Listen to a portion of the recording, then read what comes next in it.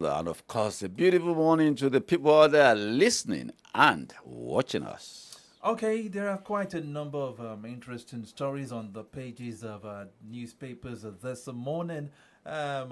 Taking prominence is the issue of Joe Ajaero, the invitation from the police, and quite a number of political stories too. Looking at the Vanguard newspaper this beautiful Wednesday morning, the biggest story on the front page says police invitation to Ajaero. We won't be silenced.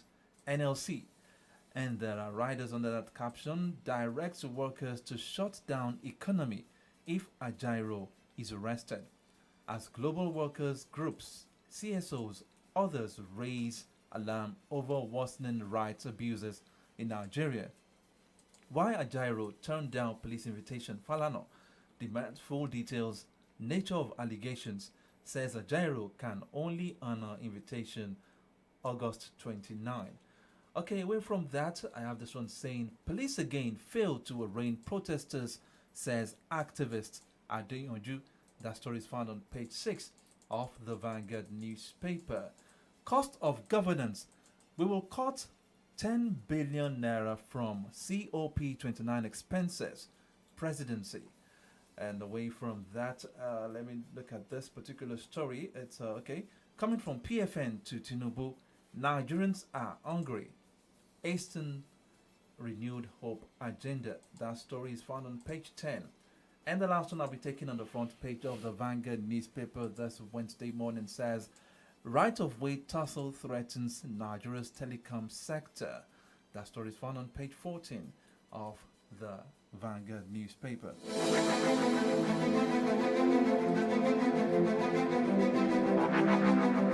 Now, taking a look at the front page of the Nigerian Tribune this Wednesday morning, I have this one saying Appeal Court upholds judgment nullifying Shaibu's impeachment as Edo Deputy Governor. Comrade, what came to your mind when you saw the Appeal Court judgment upholding the nullification of the impeachment of Philip Shaibu? Well, consistent with the judgment of the Federal High Court, and I want to believe that if an appeal court does that, it must have taken into consideration. You see, this thing is about procedure. The procedures are clearly spelled out. If you breach, and some procedures that were not clearly spelled out in the Constitution, the provisions of the Constitution for impeachment, precedents have been set, like the ones they did that was allegedly done outside the chambers of the Oyo State House of Assembly. He said it must be done in a prescribed place, clearly prescribed for meetings. Such things are additions to the constitutional provisions. Yeah. Judgments of the Supreme Court becomes law. I guess that if it's about procedure, it will be sustained. Okay. All right, let's move away from that. Kogi is in the news. Ododo appoints 1,102 aides. Page 3 of the Nigerian Tribune. And the biggest... To do what? We'll get there. We'll get there. We will get there. I mean, 1,102 aides to do what? That's a big question. All right, away from that, let's talk about NLC's tussle with the police. Police versus Ajaero. NLC's 54 affiliate unions threaten mass action if Riders says invitation politically motivated. I'll take the rider again. Says invitation politically motivated. NLC's counsel writes IGP says Ajaero will appear next week. Stop this intimidation, judicial harassment. ITC tells FG. Away from that, 21-year-old undergraduate contracted to act as girlfriend killed by a ritualist in Kwara. That sad story is found on page 26 of the Nigerian Tribune. River State is in the news again. Fubara denies plan to dump PDP. Wike must go for PDP to survive. Clark tells Damagun in open letter. Okay, let's move away from the Nigerian Tribune and let's take a look at the Guardian newspaper now. Okay, the Guardian newspaper. It is quite loaded this morning. Customs spot rates adoption. Duty Forex rates shift 100 times in 2024. Spike prices of goods by 100%. We are in the 8th month. Let's assume we have had 8 months. And it shifts 100 times. In Now, 2024 alone. Now, what level of instability is that? Why don't you find a median, a middle ground, for God's sake? And it is killing businesses. And how do you plan? Okay, I mean, I'm shipping on your behalf, or you're shipping on my behalf. You give me the rates today, the prevailing rates, and then I come back to you.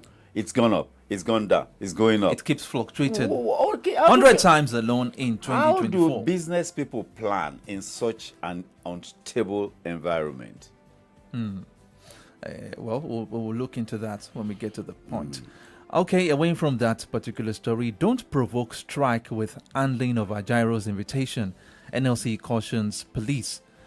Another one says, Appeal Court affirms Shaibu as Edo Deputy Governor, overturns Bello's ruling. And this interesting one, okay, let's look at it. Tinubu's foreign trips cost Nigeria 2.3 billion naira in 6 months. That story is found on page 3 of the Guardian newspaper. Northern leaders meet over region's future. And the last one I'll be taking on the front page of the Guardian newspaper says, amid hardship, Bauchi distributes SUVs to 6 emirs.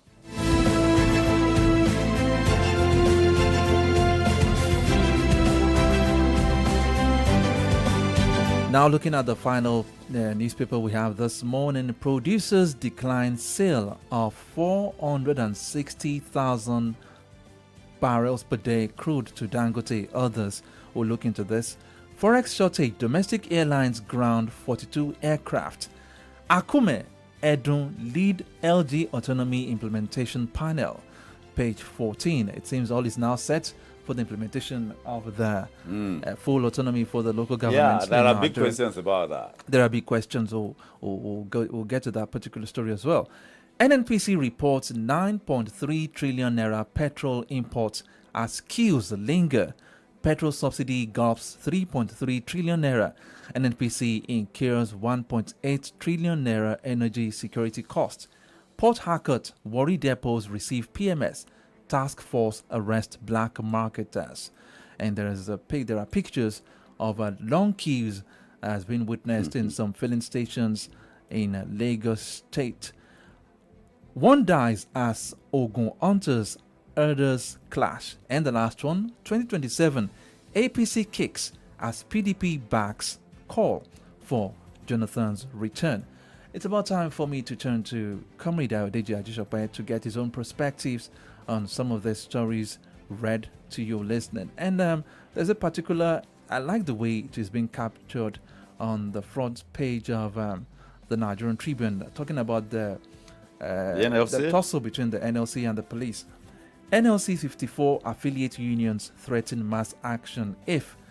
And there's this particular writer that says invitation politically motivated. Is NLC or the organized labor saying the truth or being factual about this insinuation that the invitation given to Joe Ajaero is being politically motivated? Well, let's take a look at the processes and how did we get here. The security agencies, and I want to put that in quotes, invaded the NLC headquarters. The NLC headquarters was invaded, in quote. And then we got reports, hooded men, DSS denies. Then we see police spokesperson who then come out and say one of the tenants of the NLC under investigation. There is evidence that it was linked to terrorism locally, globally, and all sorts of criminal. Why not go for the individual? Why Joe Ajaero?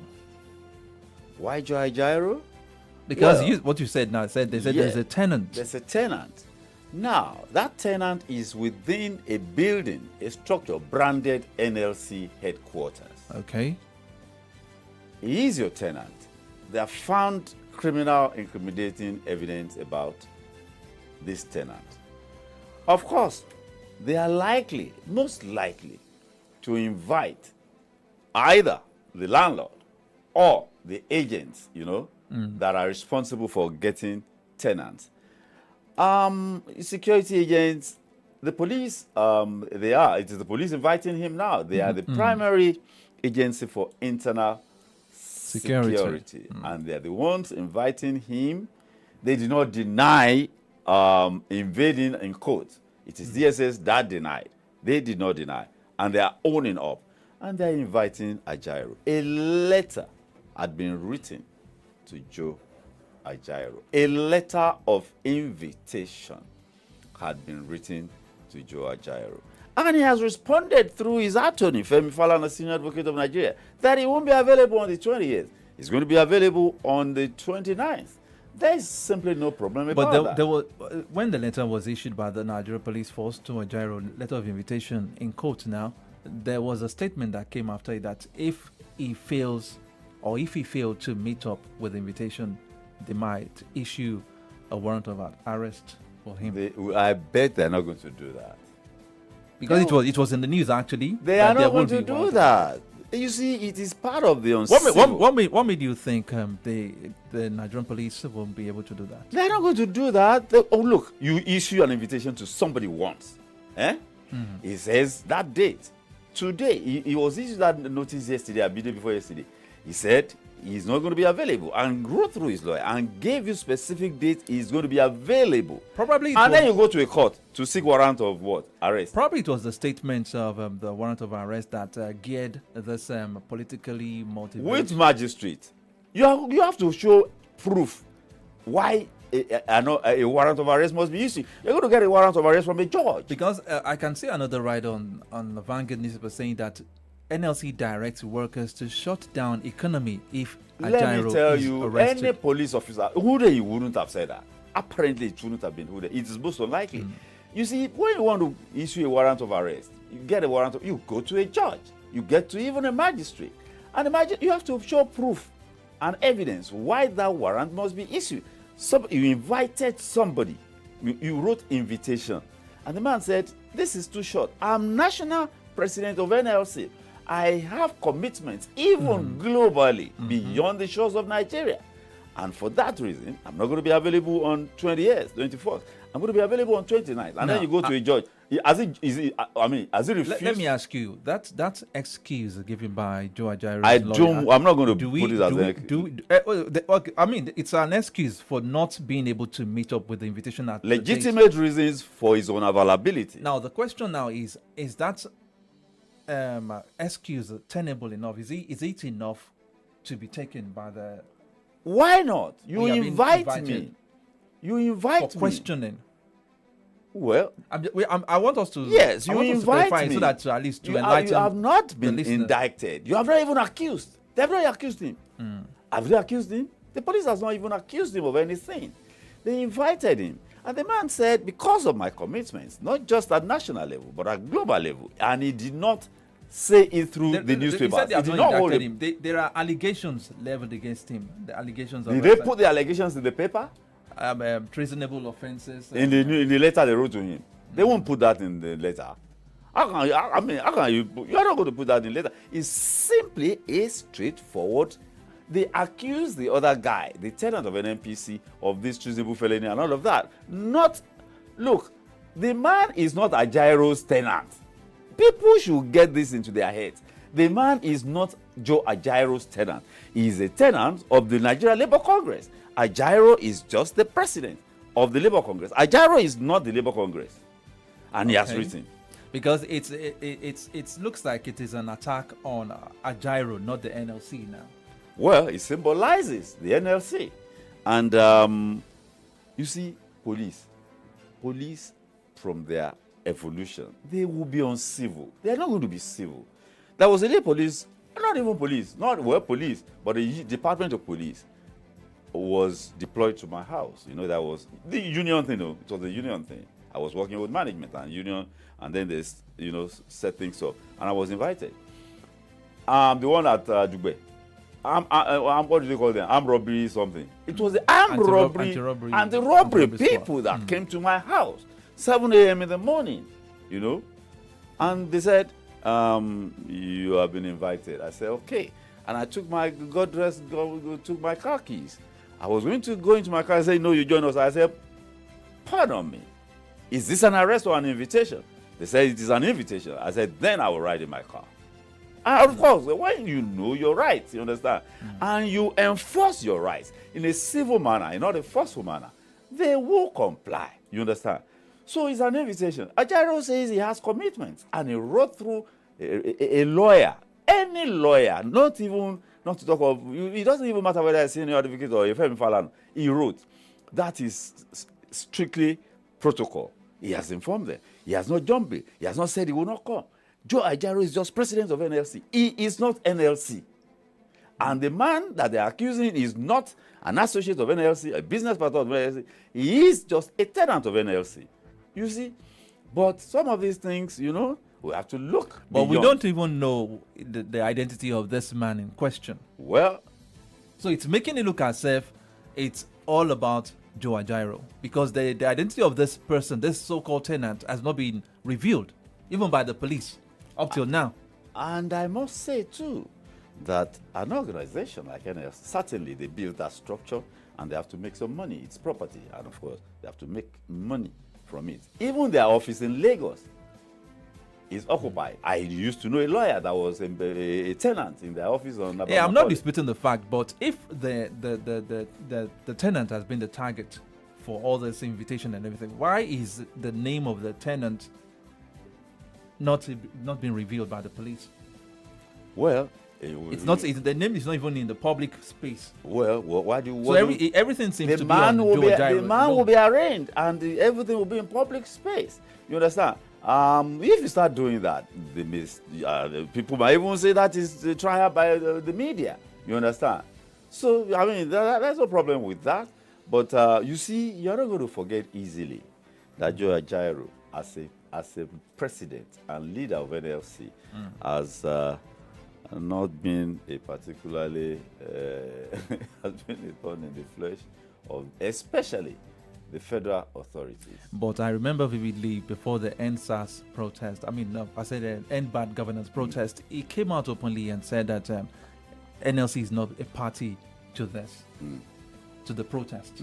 So I don't know why everything is now wrapping. But they issued a statement in the course of the demonstrations that if the killings continued, you understand? That they would step in. That they will step in. Now, you see, from day one that this administration at the federal level came into office, Joe Ajaero has been a thorn in the flesh. Maybe they may not even call him a thorn. He has been an irritant. I don't want to call him a thorn. He has been an irritant. And sometimes, a thorn, you can go for it and do surgery or whatever and pull it out. But an irritant will just keep appearing. Or remain there and repair and go and come back. So an irritant will be worse than the distractions. And battles still lay ahead at the state level, you understand, for these battles, the several battles for minimum wage. Skirmishes, sometimes terrible skirmishes will occur in some states, you understand. And I don't think you can't threaten NLC. You can't. I don't think these guys are beyond that level. Okay. All right. Let's move away from. That's it.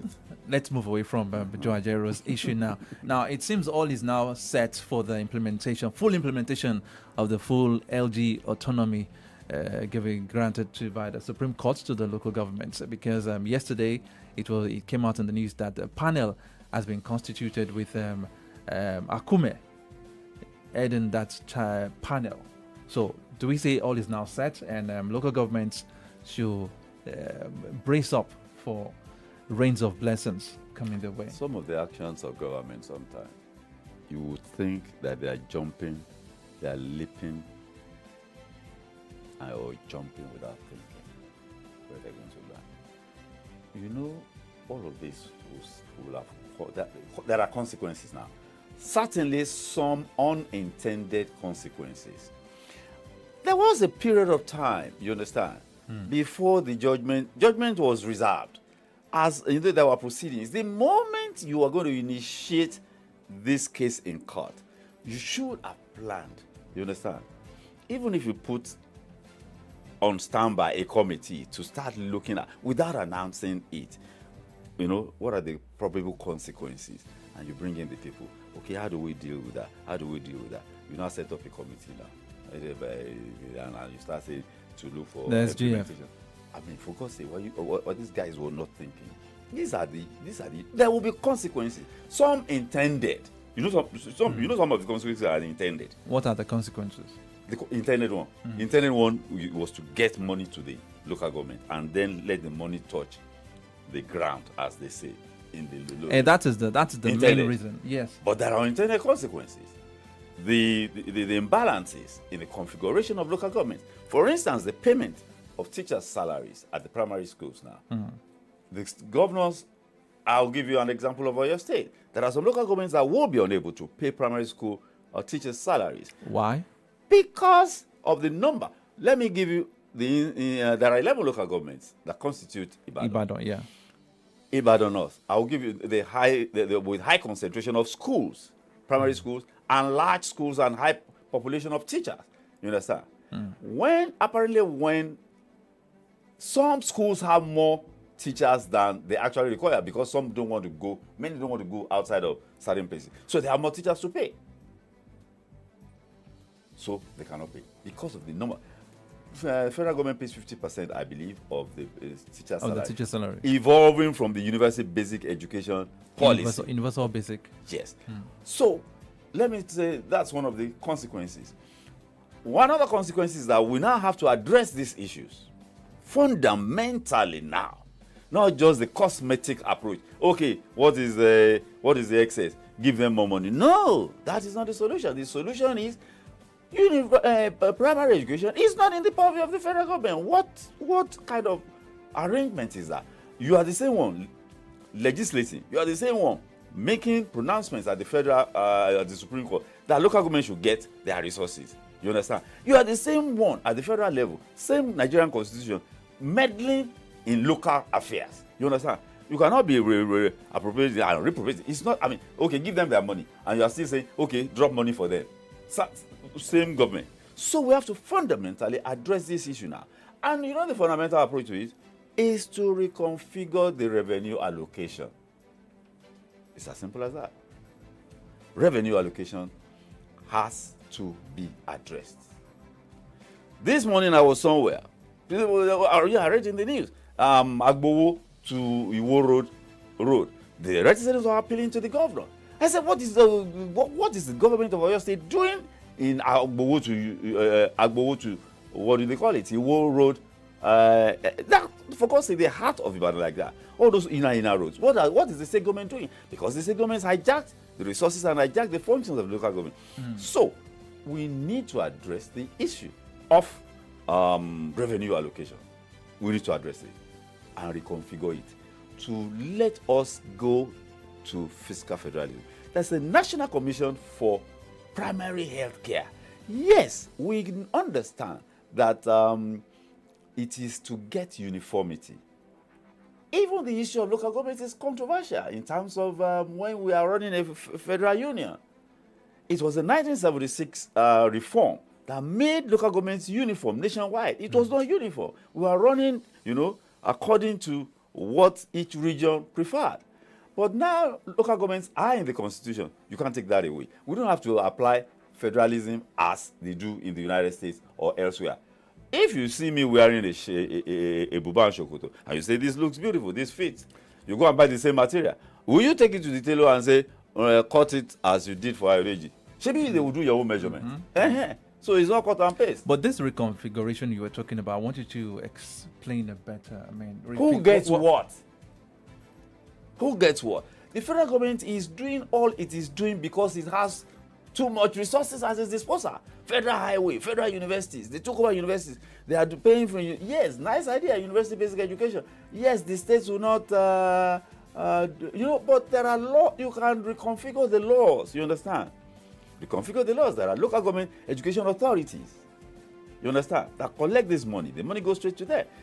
So tweak the laws. The money goes to the agencies, not to the state government, that they will be, doing whatever they like with it. So there are agencies. Let the agencies be localized. And there are local agencies. You don't need supervision. You don't need supervision. Minister of Education.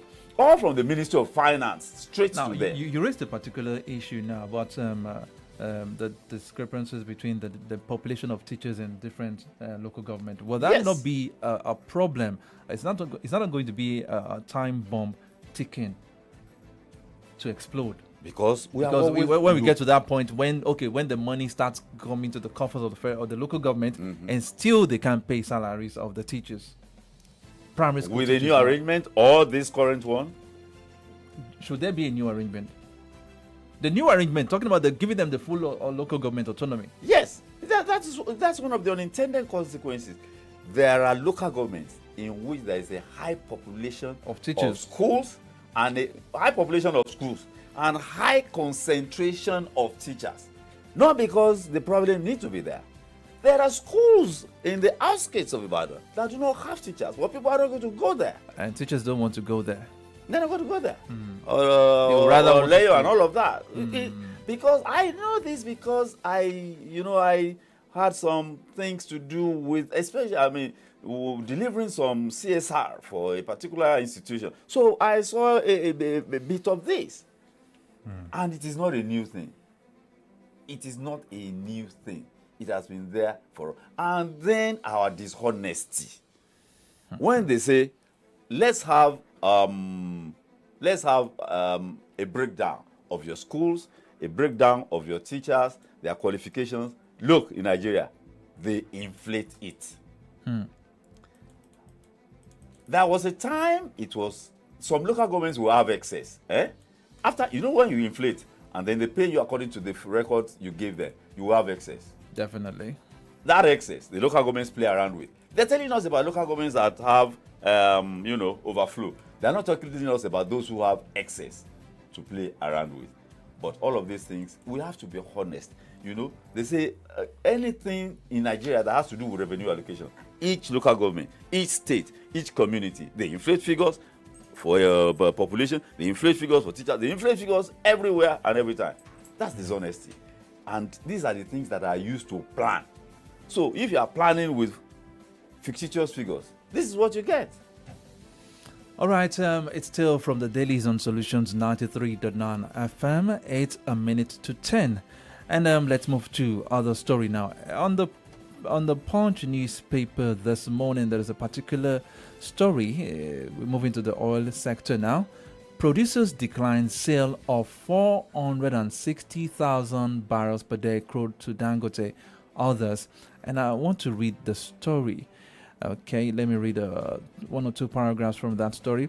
All producers under the aegis of the Independent Petroleum Producers Group have warned against being forced to sell crude oil to the Dangote refinery and other local ones in Nigeria. IPPG also called on the Nigerian National Petroleum Company Limited to redirect its allocated crude oil volumes to Dangote refinery and other local refineries to mitigate the current crude supply shortage being experienced by the local refineries that is impacting local product availability in many parts of the country. Now, looking at this, they are saying that they cannot be forced to sell this volume, this quantity to Dangote. Okay, we have to look at it from this perspective. Many decades ago, it used to be joint ventures alone. Then, to encourage those who have capability and capacity. Oil mining licenses were given to individuals. When I say individuals now, not necessarily one person. You have to be a corporate and individuals. What do you call them? This woman, Rose of Sharon, got a license. Oil mining lease.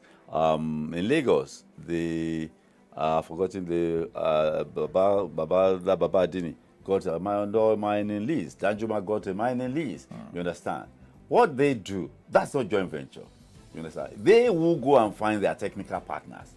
So they're working with their technical partners. It is only owned by them. They pay tax. You understand? They paid for the license. You understand? NNPC has its own joint ventures and all of that. Now, that is the outlook. But the question is about crude allocation. Now, NNPC had, because we can't even say they have now, they had 4 functional refineries, 2 in Port Harcourt, 1 in Warri, and 1 in Kaduna.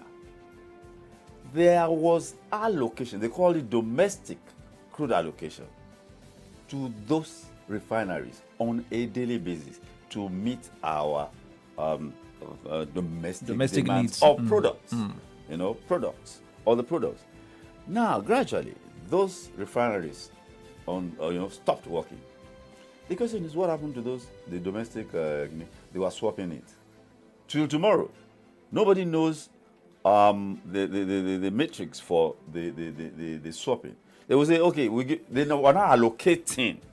Up till tomorrow, I saw one allocate. They did one in January, if I don't know any other thing.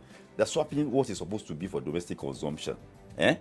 Allocated to refineries for domestic consumption. They are now, they say, hey, you come.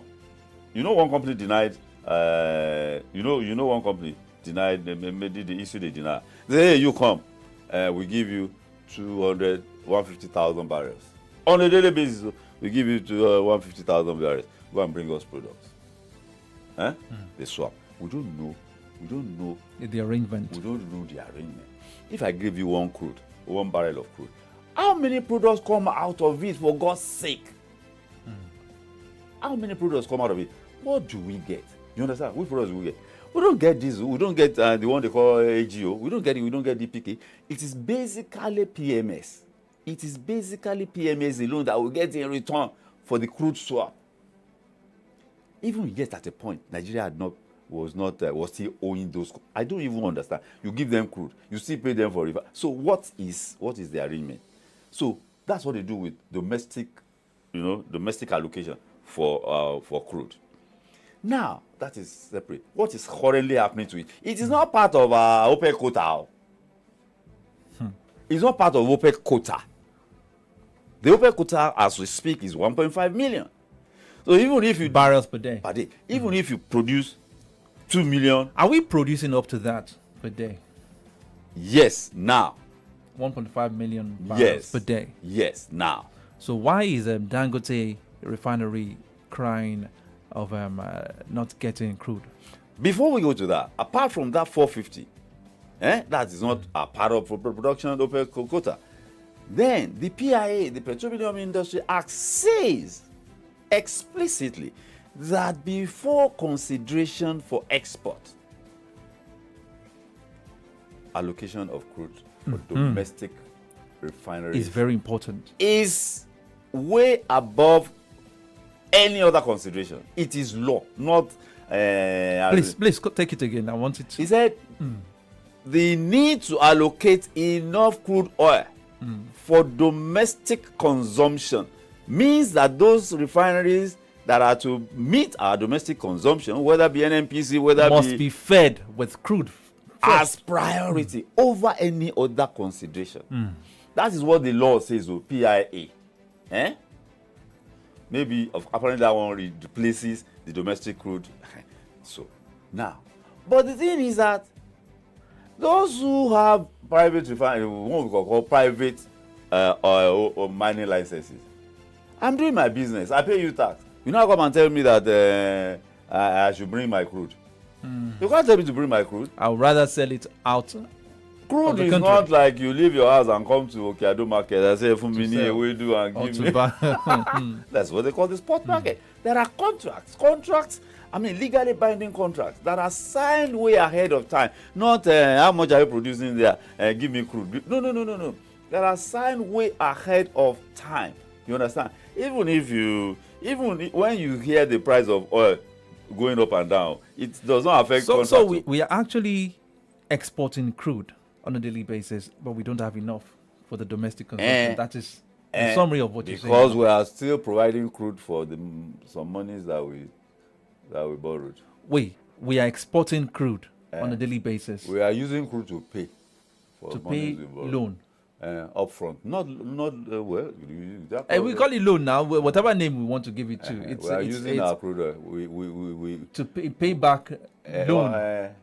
We committed our future earnings. Nigeria committed its future earnings from crude to collect money. to spend before time. We are spending money of another generation. And what are you doing with the money? Consumption, not production. You know, if you borrow there's absolutely nothing bad in borrowing money. If any businessman will tell you that. You understand? Because where would Dangote have gotten 20 billion? If Dangote had 30 billion liquidity. These things are not even liquidity. You understand? They are assets and investment. Dangote does not have, I'm sure Dangote cannot have 500 million liquidity, and I mean dollars in his account. He's not a businessman. What will he be doing with that kind of liquidity? You understand? You keep $500 million in your bank account. That's stupid. It's very stupid. It's only people that steal money, you understand, that keep such money. You are going to keep $500 million for what? Now, for how long will we have to repay the loan for crude? Do we know the details of the transaction? That is the problem.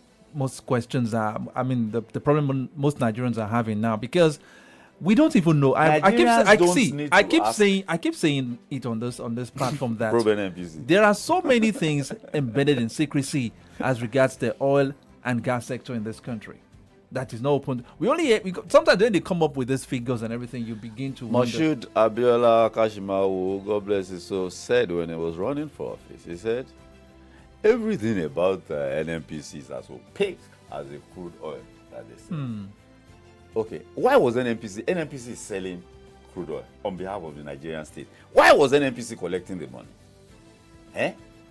You are acting on behalf. Look, NNPC has subsidiaries, that trading crude. Okay, why was NNPC collecting the money? Not until recently. They say, are you Nigeria's bank? You understand? That's one of it. Look at this on the front page of Punch this morning. Now, NNPC reports 9.3 trillion naira petrol imports as queues linger. Petrol subsidy gulps 3.3 trillion naira. NNPC incurs 1.8 trillion naira energy security cost. You just keep on hearing these figures. There's no subsidy. Didn't you hear the CFO yesterday? But what this is not a petrol subsidy gulps 3.3 trillion naira. The CFO of NNPC was live yesterday. He said there is no subsidy. I saw the clip. He said there's no subsidy. He said what they do. He said openly. He said today the landing cost. They've been saying there's no subsidy, and people are saying there's subsidy. I said okay, the landing cost of PMS is 1,200 naira. Who owns NNPC? Who imports PMS? Federal government owns NNPC. 50-50 between federal government. Can you imagine? Federal government owns Ministry of Finance. Federal government now owns 50%. Ministry of Finance now owns 50%. That is 100% owned by government, because all these are arms of government. So NNPC is fully owned by government. NNPC is trading in our crude. And when they send those crude out, it is on daily dollar arrangement. But when they bring it in to sell, it is on naira arrangement. Now, NNPC is saying, when we sell it here, the government says, this is how much you should sell it. The pump price, the landing cost is 1,200. Say, sell 600 naira. That is half the price. So, where is the... When the landing cost is 1,200. Shebi is government that owns NNPC. Shebi is the government that owns the crude oil. They're not telling the marketers to sell. They are not telling marketers, they are telling NNPC. NNPC is the sole importer of PMS. So that's more... So, they are now saying, Shebi governments are... What they are simply telling us is that government owns us. We import on behalf of government. Government say, sell it for 600 naira. Where is the... where do you get the... Who pays up the balance there? Now, they said they pay the dividend of business. Instead of... when you make profit, you are supposed to reinvest. But with that explanation, is that not a form of subsidizing the amount? When we say there's no subsidy. Let me give you another example. In Nigeria, because I did economics in secondary school, and I know that this is more like subsidizing the whole thing. We have had privatization, we have had commercialization, and we have had, nomenclature. Okay, just nomenclature now, just giving it another name. Now. Okay, but still the same. We had under recovery. This thing, they call it under recovery before. So, all sorts of. Okay, let's leave it there. Let's move to other story. Okay, we were talking about But this we particular one. need to, and we're going to get somebody. Most guys that worked with NMPC, top brass, they don't want to come out and talk. But we will, so that we need to understand these things. What is the happening? man out there on the street needs to understand, what is really going on. Yeah. Okay, now customs spot rate adoption. We're talking about duty forex rates shifting 100 times in 2024 alone, which has led to the spike in prices of goods by 120%. I mean, forex rates shifting 100 times Instability. in It 8 months. It has no. Look, I don't understand some of the things that we do. Find a median, find a middle ground. I'm an importer. I have a shipping agent. He gives me his bill on Monday. By Wednesday, it is changing. By Friday, it is changing. Monday, we wake up with another story. You see, businesses don't operate like that. Okay, how are you going to forecast? You can't, obviously. How are you not going to plan your business? The short-term plans, medium-term plans, long-term plans. You cannot understand what businesses are confronted with in Nigeria. And you can add the bureaucratic maze. Bureaucracy is bad enough in itself on its own. You can now inject maze into a bureaucracy, you get lost in it. Especially with this up and down movement of the naira against the dollar on a daily basis. Bureaucracy. You got to. The president went to India and went to the biggest guy in India. I come and invest in Nigeria. The man said, my papers are in Abuja. It has been stuck within the bureaucracy in the past 1 year. They hear on paper, bureaucracy, your document, investment of value, 500 million. They think you are bringing 500 million naira like this. 500 million, we've got to get our own 10% cut. Oh yeah, bring 50, they negotiate 10 million. You have to go and provide the 10 million in cash. Who does that? Your business that has not taken off. So that is the way we run. The question for me is this: what goes on in people's minds? It only means that in my own corner, I must ambush Nigeria. In my own corner, no matter where I'm located, whether in public or private space, go there now and hail a bike or hail a tricycle, a potimo, and you go to NMPC. This morning when I was coming past NMPC stations, I saw tricycles there, I saw bikes there, and those same bikes and tricycles when they have even bought for 518 naira. So we love expressing ourselves. We complain government is bad. Government is bad. What are you doing in your own corner? What am I doing? All right, another story. Tinubu's foreign trips cost Nigeria 2.3 billion naira in 6 months. Well, what you see, it is easy to put these things like this. When you hear 2.3 billion, what are the inputs to foreign trips? Extra code. Is it in naira? It's not in naira. The one they could use for aviation fuel, are they buying it in naira? They're not buying it in naira. The food they are going to eat in France, are they going to buy in naira? So you can just divide the 2.3 billion. You can divide in 6 months. In 6 months. You can divide it by, how much is that? You can divide it by, I don't know how much money dollar is today. So, and what we should be asking is, what is the essence? Yeah, that is the question now. What is the essence? And when this trips, Obasanjo was... of what benefit has it been to the country? Yes. So far. What is the intent of these visits or these trips? That should be the crucial questions. Rather than... I think the way it is being put, it's not really about the figure, talking about the money, but it's more of what has been the essence for the trips, and what has been the product. What has those trips produced brought for Nigeria? When I hear our leaders talking about foreign FDI, I say, you see, these people know how much Nigerians hold all over the world. A friend of mine worked in the British bank. I think he still works there. He said the minimum deposit for that to hold an account there, £500,000. He said his colleagues, why he says, come and see your people. Come and see Nigerians. They are the highest on the list of their clients. Stolen money. And the monies will lie idle there, not invested. So if the money is lying idle, some people are using the money. The bank says so, because it will be to the credit of the holding territory. You understand? So that is how. So what is the product? What is the intendment? What are we getting?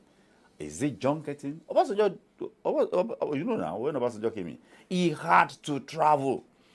After an Abacha happens to Nigeria, after that military era, he had to go around personal diplomacy.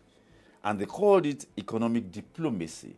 For nations to look in even look in our direction, not to talk of listening to us. If I'm not looking at you, will I even be listening to you? I don't want to see you. Not talk of you now talking to me. You understand? He had to do that. But now it is economic diplomacy that we need, that we require. And I think okay, when last did you hear our foreign minister? Huh? When last, during the Buhari era, a seasoned international civil servant, brilliant man, obeying, suave, sound. Did you hear of him? Because the government, the administration did not have a strong foreign policy for the man to be pushing. We hear more of NITCOM, or what do you call it, Abike Dabiri? We had much more of her. She even looked like the face of the Nigeria's face in the foreign space. You understand? Nigerians in the diaspora. So it is, but incidentally, the man had been an ambassador, the foreign minister now. But you see, if you have been an ambassador, does not mean you'll be vibrant. And I think he studied political science and all of that. But you see, are you interested in diplomacy? Are you interested in foreign affairs? You have to be passionate. If you are given a job you are not passionate about, you just do it in the pedestrian way. All right, let's go into politics a bit. We've talked about Shaibu being we'll just scrape the top. Let's the appeal court. Okay, because I find something quite amusing here. Okay. Now let's talk about the Shaibu being upheld. There's nullification. The nullification of his impeachment being upheld by the appeal court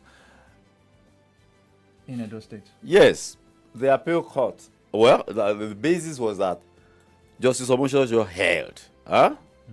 Justice Omoshojo held that the allegation on which the House of Assembly based the impeachment proceedings was untenable in law and constituted gross misconduct. Okay. Gross misconduct on the part of the Assembly. The lawmakers. Now, what are the two grounds? They said he revealed state secrets. And then the allegations of misconduct on his part were not proven. This is what was said by the Speaker himself. But you see, the State Assembly was relying on constitutional provisions that say gross misconduct, this and that, and anything that the committee considers in the consideration of the committee to be gross misconduct. The judge now says the alleged revelation of state secret, as alleged, does not amount to gross misconduct. That is monumental, because it is now narrowing down that the Assembly does not have a blanket license to just say anything and say you are guilty as charged and impeach because we think so. Electoral Act says, I want to just allude to what the Electoral Act says. The decision on electoral issues, especially the governorship, as it says, if we think there's substantial compliance, then there is substantial compliance. Nothing specifically constitutes substantial compliance. That if he does this, if he does this, if he does this, if he does this, this will amount to substantial compliance. But substantial compliance will be substantial compliance in the eyes of the judge. Okay, all right. Now, so just like the Assembly too. Okay, I think but that the courts are now this court is now saying no. You cannot just say it is gross misconduct. I think this particular judgment will have a kind of a ripple effect on the minds of other state assemblies. Before they can't just to let them know that, I mean, you can't just wake up one morning and say, okay, we don't like his face anymore, let's cook up something to get him out of office in the name of impeachment. Yes, I think you see With this judgment now. Yeah, there must you see those who fashioned the Constitution. That's why they say there is the letters of the law and the spirit of the law. What were they thinking? What was the intent meant? Because it has been the norm in recent times that if the governor doesn't like his deputy anymore, I mean, there's a way. Look, in one state, they said the man was doing poultry and he got, so the letter, yes, but there is a spirit. That was when we had judges. Oh, you remember those judges? Those judges, Oputa, Kayode, and all of them, brilliant men. Not that these guys are not brilliant, but are you thinking for society, you understand? Not just the letters of the law, you understand? The one they call technicalities. Beyond the letters, let's look at the spirit of the law. All right, let's leave Edo State. We are not going to wait to see if the Supreme Court will affirm this. Impeachment of deputy governors, especially, will now become a Herculean task. Definitely, with the look of things now. Now, Fubara denies plan to dump PDP. It has been speculated in some quarters that Simi Fubara, the governor of Rivers State, is planning or was planning to move to the APP, which we discussed. But Fubara has denied it. But there's a particular rider that says Wike must go for PDP to survive. Clark tells Demagon in open letter. You see, politicians, Fubara denies plan to do PDP.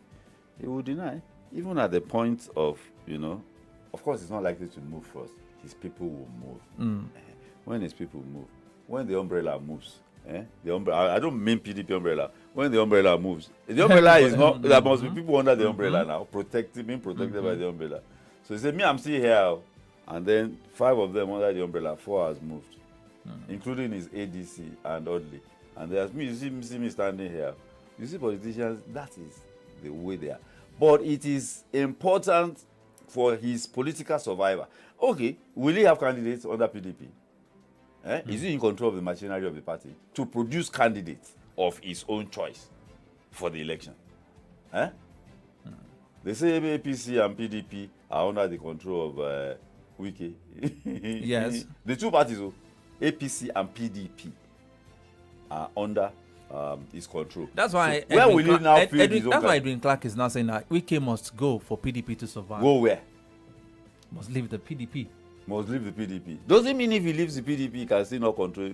Is he in APC? That is controlling both parties in the state. Must go. Go where? We need to give it to Wike. We need to give it to him. We need to give it to Wike because he's doing the what nobody has ever done before. It seems to be doing it. Yes, he has some understanding. Having the remote control of both parties in his hands. You see, if you have been a local government chairman, it seems to know the dynamics so if much. you start from local government, you will know what politics is. The balancing at local level alone. For you to survive at the local level, it won't be so difficult for you to survive. All right, comrade, as a wrap-up, there's this particular story which I would like us to wrap up with. That is 2027, APC kicks as PDP backs call for Jonathan's return. You know, when Supreme Court gave judgment against PDP at the presidential elections petition, he said, what is their business in who is the presidential candidate of another party? Or whether he has this or he has that. Because if PDP is saying, okay, we want Jonathan to come and run for us, and APC is now, what is APC's business? That is the question. What is their business? APC kicks. That is what they are. That's what they call meddlesome interlopers. What's their business? Are they afraid of Jonathan? Because that's the next rational and logical question to ask them. Are they afraid of a Jonathan? I mean, they will say, man, this government brought us this and that. You should address the political party, not the candidate. The candidate of another party. I mean, He's not candidate yet. If you are to be candidate now, you can start attacking him and drawing issues. Because that was what came to my mind when I saw it, that they kick. I mean, why kicking? It's not even your party. It's, I mean... Medicine interlopers. All right, Comrade AYODEJI, thank you. On that comical note, I say thank you for being a part of the program this morning. Always a pleasure, my dear comrade brothers. This is a platform I do not take for granted at all. Okay, that's the wrap for today. We'll be back again tomorrow morning for a fresh edition of From the Dailies on your number one radio dial Solutions 93.9 FM. My name is AYODEJI LAFENWA, wishing every one of us a very fruitful day. Good morning once again.